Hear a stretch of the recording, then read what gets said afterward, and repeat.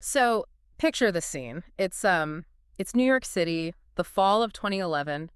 You are standing right in the middle of Zuccotti Park in Lower Manhattan. Oh, yeah. What a moment. Right, there's just this sea of tents, cardboard signs everywhere, drum circles, and like thousands of protesters chanting this phrase that is about to become permanently etched into our cultural lexicon. We are the 99%. It really was a visceral moment in modern history. I mean, Occupy Wall Street was this raw, collective reaction to the 2008 financial crash. Yeah, definitely. It was a movement basically calling out a system that seemed structurally designed to bail out these massive banks and the ultra-wealthy, while working families just, absorbed the collateral damage. The foreclosures, the job losses, the wiped out retirement accounts. Exactly. And the financial system seemed to recover, right? It was jump-started by a government intervention, while the actual people harmed by the crash were essentially left to just figure it out on their own.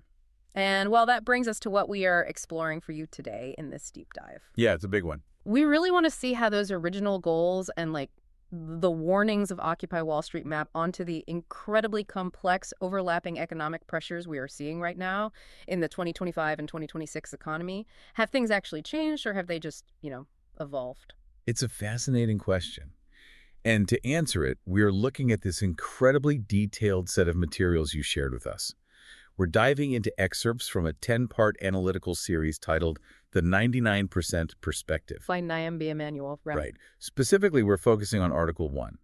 Emanuel essentially uses this piece as a bridge, connecting those core complaints of the 2011 movement to today's hard data on the wealth gap, the housing market, job metrics, and government policy. And before we get into the weeds on this, I feel like it's worth taking a second to set some ground rules for you. Yeah, that's important here. Because Emmanuel's piece makes some really heavy claims. She dives into highly specific, often politically sensitive analysis on things like federal diversity program rollbacks, trade tariffs, government spending. And just to be completely clear for everyone listening, our goal today isn't to take a political stance or endorse Emmanuel's specific policy views. We were just putting her data under the microscope. Exactly. We want to impartially unpack the math and the actual mechanisms she describes so you can understand exactly how she builds her thesis about the modern economy. We are here to stress test the argument, not to vote on it. Right. Okay, let's unpack this. Well, if we want to understand if the core complaint of Occupy Wall Street is still relevant today, Emanuel argues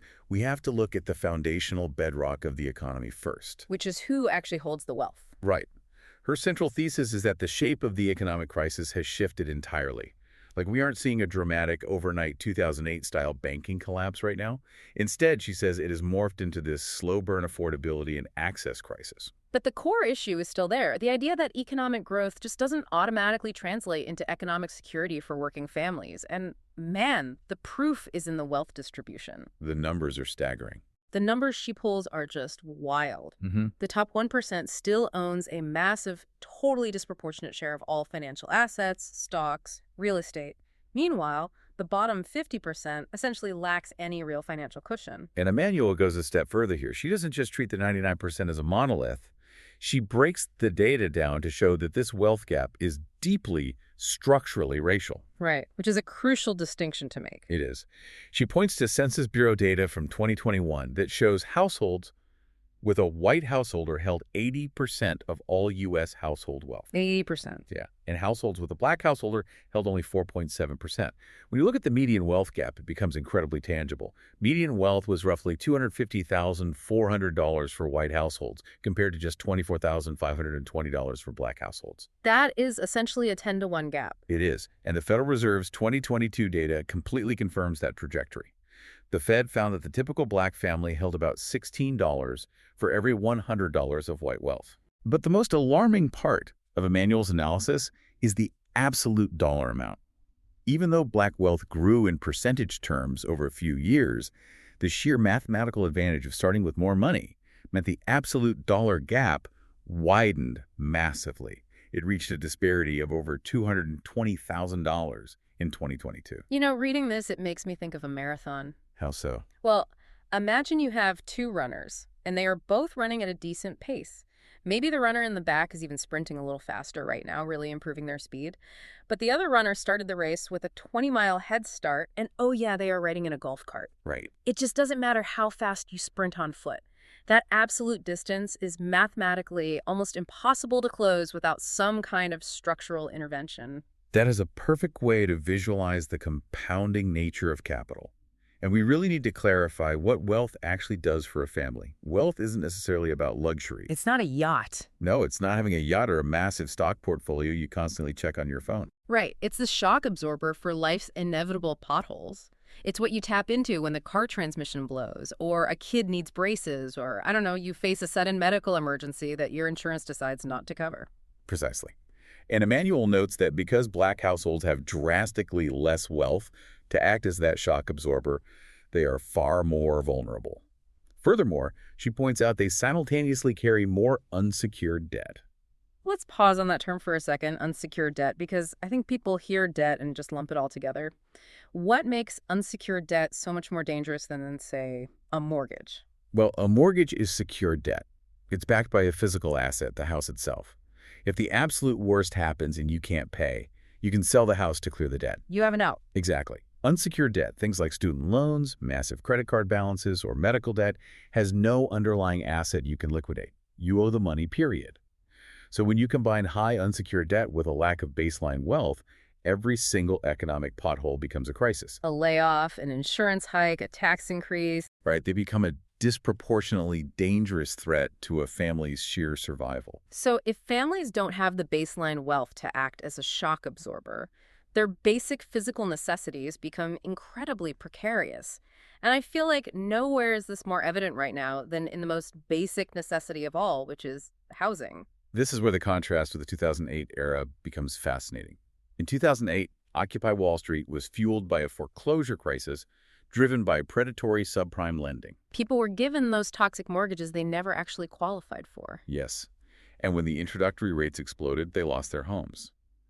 Today's housing trap got fundamentally different, but Emmanuel argues it is equally devastating. Right. She says it's shifted from a can't buy crisis to a can't keep crisis. But I want to play devil's advocate here for a second just to really test this logic for you listening. Let's say I managed to buy a house in 2020 or 2021. I locked in one of those historic 3% fixed rate mortgages. My principal and interest payment is permanently stable for the next 30 years. I'm insulated, right? How am I at risk of losing my home if my bank payment hasn't changed a single cent? It's the logical assumption to make, but it's the exact illusion Emmanuel dismantles. Your principal and interest might be fixed, but the total cost of keeping a roof over your head is not. She calls this the carrying cost crisis, driven by the escrow effect. Escrow. So we are talking about property taxes and insurance. Exactly. According to National Association of Realtors data cited in the text, combined monthly escrow costs jumped 25%. And it's just an average. Wait, 25%? Yeah. Homeowners insurance alone skyrocketed roughly 41%, and property taxes rose nearly 20%. So even with a fixed 3% mortgage rate, your actual required monthly output to keep the home legally yours and protected is surging. But why the massive jump? What's the actual mechanism driving that? Well, it's a combination of macroeconomic pressures. For insurance, climate risks have pushed major insurers to drastically hike premiums or pull out of certain states entirely to avoid catastrophic payouts. Oh, right. We've seen that in a few places recently. Yeah, and on top of that, the inflation of building materials means that if your house burns down, it costs significantly more lumber and labor to rebuild it than it did 5 years ago. Insurers price that inflation directly into your premium. And the property taxes. As for property taxes, local governments are reassessing home values based on the pandemic-era housing price boom, meaning your tax burden shoots up even if your income hasn't budged. And that doesn't even touch on basic maintenance. I mean, a broken water heater, a leaking roof, replacing an AC unit. The bank rate data in our sources estimates that the hidden annual costs of maintaining a single-family home hit $21,000 in 2025. That's a huge number. $21,000 a year, essentially, in subscription fees, just to keep the house functioning. And what happens when those carrying costs dramatically outpace a family's wage growth? Foreclosure risk returns, but for a totally different reason than 2008. AT-TOM data shows that in the first quarter of 2026, 118,727 U.S. properties had foreclosure filings. That is brutal. That is up 26% from a year earlier, with actual bank repossessions up 45%. Emmanuel uses this to show that the system is quietly pushing existing homeowners to the brink. Okay, so keeping a house is turning into a luxury. What about the people who don't already own? The math here is genuinely brutal. According to the text, buying a median home now requires an annual income of about $111,000. Right. Renting that same typical home requires about $76,000. But the estimated median household income in the U.S. is only $86,000. What's fascinating here is that this is a profound shift in the American psyche. For generations, the American dream was predicated on homeownership. It was sold as the primary, most reliable path to entering the middle class and building that shock-absorbing wealth we talked about earlier. Yeah, it was the default goal. But now, mathematically, the typical household doesn't even qualify to enter the market. Renting isn't a choice. It is essentially their only viable option.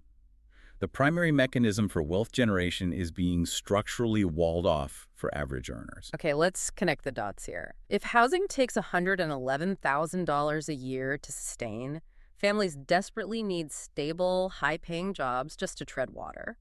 But, as Emmanuel points out, if you look at the modern labor market, the official narrative is hiding massive fractures. Yes, employment is the only way to cover those skyrocketing housing costs if you don't have generational wealth.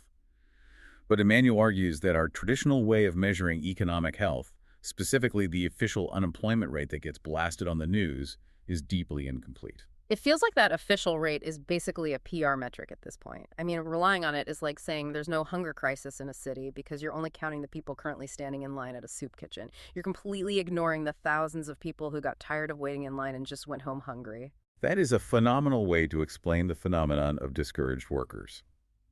The Bureau of Labor Statistics has strict criteria. They reported that in March 2026, there were 6 million people who wanted a job, but they were not counted in the official labor force or the headline unemployment rate. Because they just gave up. Essentially, yes, because they hadn't actively looked for work in the past 4 weeks. Often these are people who applied to hundreds of jobs, heard nothing back, and simply gave up because they believed no jobs were actually available. So 6 million people just vanished from the dashboard. Meanwhile, the corporate layoffs happening behind the scenes are very real. The text highlights 60,620 job cuts announced by U.S. employers in March 2026 alone. Yeah, that was a 25% jump just from February. But what really caught my eye is why those cuts are happening. It's not just companies tightening their belts. You're referring to the artificial intelligence data, and this is no longer a theoretical sci-fi threat. The Challenger, Gray, and Christmas report, cited by Emmanuel, shows that AI accounted for 15,341 of those job cuts in March. Wait, really? Yes, that is a full 25% of all layoffs that month, directly attributed to AI replacement or restructuring. A quarter of the layoffs. And how exactly is AI doing this? Because we aren't talking about physical robots on an assembly line anymore, are we? Not at all. We are talking about generative AI automating the white-collar tasks that used to be the bedrock of the middle class. We are seeing AI writing entry-level code, drafting legal briefs, generating marketing copy, and taking over entire customer service hubs. Wow. Companies are realizing they can replace a team of junior analysts with a software subscription. And when a quarter of the job market starts evaporating, the pain isn't distributed equally, which brings us to a really critical intersection in Emmanuel's thesis. Occupy Wall Street, back in 2011, talked about the 99% as this giant unified group. The 99%? Yeah. But the data shows the 99% is deeply stratified. Corporate restructuring and government policy shifts are hitting specific communities much harder than others. This is a complex but crucial part of the source material. Emmanuel connects the job market fractures directly back to the racial wealth gap we discussed earlier. She details severe labor market distress specifically facing Black workers. The numbers are pretty stark. They are. Between February and July of 2025, Black women lost 319,000 jobs, heavily impacting college graduates and public sector workers. By December 2025, Black men's unemployment had hit 7.5%. The average Black unemployment rate for all of 2025 was 6.9%, which is nearly double the 3.7% rate for white workers. And the Center for Economic and Policy Research, CEPR, quantified what that actually means on a macro level. They estimated a Black jobs deficit of 1.8 million jobs in 2025. That deficit cost Black America an estimated $87 billion in lost income. It's massive. $87 billion just gone from the community. And here's where Emmanuel introduces the policy angle. In keeping to our rule of impartiality, we are examining how she draws a direct causal line between this specific labor distress and the federal rollbacks of diversity, equity, and inclusion, or DEI, programs. Let me stop you there, because this is where Economic theory can feel really disconnected from reality. The text talks about Executive Order 13151 and the Small Business Administration cutting its small, disadvantaged business contracting goal from 15% down to 5%. Right. How does an abstract federal contracting target actually translate into a real crisis sitting at a family's kitchen table? Like, how does that connect? It's a vital question. Mm. Emmanuel explains that these are not just symbolic or cultural gestures, they remove direct economic pipelines. The mechanism works like this. When the SBA reduces that contracting goal from 15% to 5%, large government agencies and massive prime contractors are no longer financially incentivized to partner with minority-owned small businesses to win federal bids. Oh, I see. So the big players just keep all the work in-house or go to their traditional established partners. It's exactly. Without those federal subcontracts, minority-owned businesses lose massive revenue streams. When they lose revenue, they have to lay off their staff. The same pipeline logic applies to the Department of Education cutting $350 million from minority-serving institutions, or the Department of Commerce proposing to slash the Minority Business Development Agency by $61 million. It literally chokes off the funding at the top, which means the payrolls dry up at the bottom. Exactly. The pipeline of training, internships, and business revenue just evaporates. And when you lose that income and you don't have the generational wealth to act as a shock absorber, you hit a wall immediately. Which brings us to the final stage of the crisis loop Emmanuel describes. Let's summarize the board so far for you. Sure. You have no baseline wealth. Your housing costs are surging by $21,000 in hidden fees. Your white-collar job is being threatened by AI. And federal support pipelines are being dismantled. Wait. How do you buy groceries? How do you keep the lights on? There is literally only one option left for the working class: debt. Because wages are not covering the structural cost of living, debt becomes the unavoidable stopgap. The New York Fed data from Q4 2025 shows 4.8% of outstanding debt was already delinquent. Families are maxing out credit cards just to survive. But debt is finite. Eventually, the bill comes due. And Emmanuel points to bankruptcy as the ultimate proof of this system's failure. In the 12 months ending March 2026, bankruptcy filings rose 11.9%, hitting nearly 591,850 cases. Both business and non-business filings were up across the board. Now, I saw the term lagging indicator used to describe these bankruptcy numbers. What does that actually mean in this context? Well, a lagging indicator means you are essentially looking in the rearview mirror. By the time a family or a business actually goes to court to file for bankruptcy, the financial bleeding has already been happening for a year or more. They've been struggling for a while. Yeah, they've drained their savings, they've maxed their cards, they've borrowed from family. The bankruptcy filing today tells us how bad the economy was for them 12 to 18 months ago. Wow. So the pain is actually way deeper than the current daily numbers suggest. Yes. And Emmanuel argues that macro government policy acts as a pressure cooker on this debt. For instance, she cites Federal Reserve estimates that trade tariffs implemented through late 2025 added 3.1% to core goods prices. Core goods prices. Just to translate that, we are talking about the everyday, non-volatile stuff you buy at Target or the grocery store. Appliances, clothing, basic necessities. Right. Tariffs are paid by the importing company, not the foreign country. So those companies simply pass the cost on to the consumer. It operates as a hidden tax, making everyday survival more expensive. And then there's the interest rates. Exactly. Couple that with high federal interest rates, which are designed to cool inflation, and suddenly the credit cards and auto loans that families are using just to survive become punishingly expensive to carry. Wait a minute, let me just piece this together, because I feel like this is the real aha moment of her entire argument.